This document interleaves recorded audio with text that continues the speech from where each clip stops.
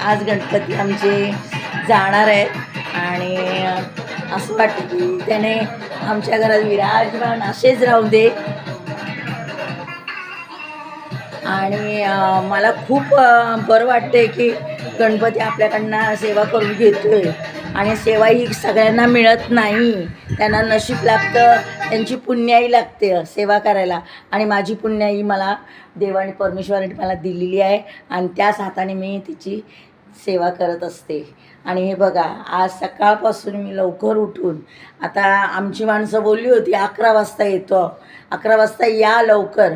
त्यांना मी काल सांगूनसुद्धा अजून त्यांचं आगमन झालेलं नाही आहे. आता 2:45 वाजलेत तरी आमची घरची मंडळी, आमचे घरचे मोठे मंडळी, जावा, त्यांची सुना, त्यांचे मुलं कोणी इथे हजर नाही आहेत.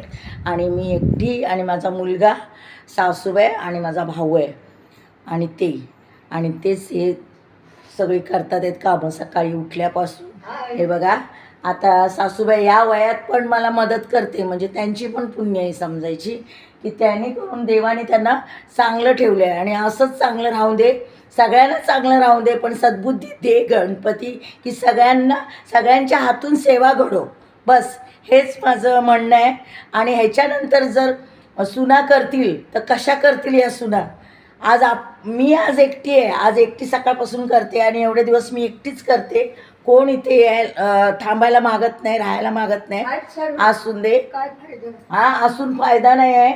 आणि ही व्हिडिओ मी टाकणार कारण घरातलीच माणसं अशी असणार तर पाठची पिढी काय करणार, सुना काय करणार आहे आणि हे कसं बघणार ते की आपल्याला काय काय करणार. काल पायल माझी भाची सून आली होती, तिने हातभार लावला, बरं वाटलं मला. आणि पहिल्या दिवशी श्रुती पण हातभार लावून गेली, तिचं पण मला बरं वाटलं. आणि नंतर माझं योगाची बायको आली होती, पण त्या काय राहिल्या नाही, लगेच गेल्या.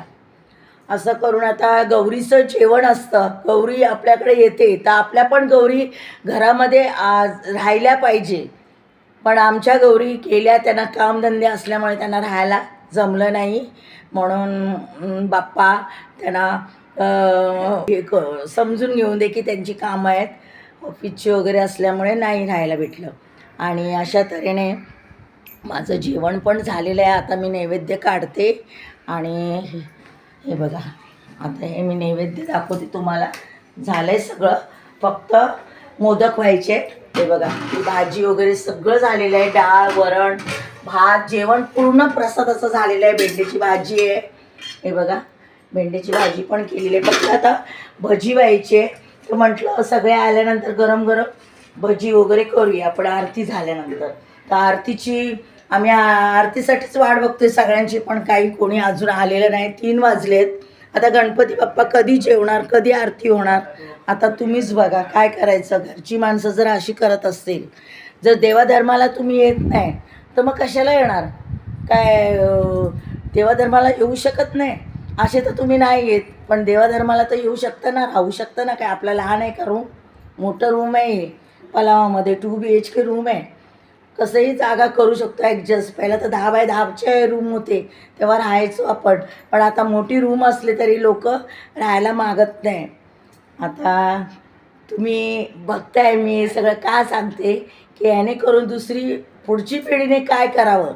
आज आमची पिढी आहे म्हणून आम्ही करतोय, पण आता याच्यानंतर कशी या सुना करतील. तर माझी सून तर सुगरणच यावी हे देवाच्या वेळी प्रार्थना आहे की तिने सगळं हे सांभाळून घ्यावं.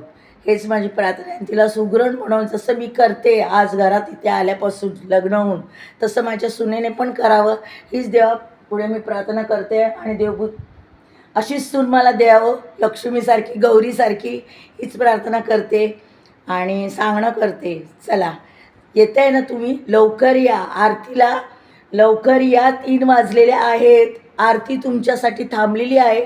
तर कधी करणार आरती आणि कधी आपण नैवेद्य दाखवणार देवाला जर नैवेद्य टायमर नाही दाखवणार तर आपल्याला कसा ते व्यवस्थित वेळेवर कसं आपल्याला सुखी ठेवेल. सुखी ठेवण्यासाठी, त्याचा आशीर्वाद घेण्यासाठी आपण वेळेवर त्याचं केलं पाहिजे, हे तुम्ही ध्यानात ठेवा. आणि हे मी बोलते, तुम्ही राग मानू नका, हे मी चांगल्यासाठीच बोलते. चला, भेटूया पुढच्या व्हिडिओमध्ये. बाय.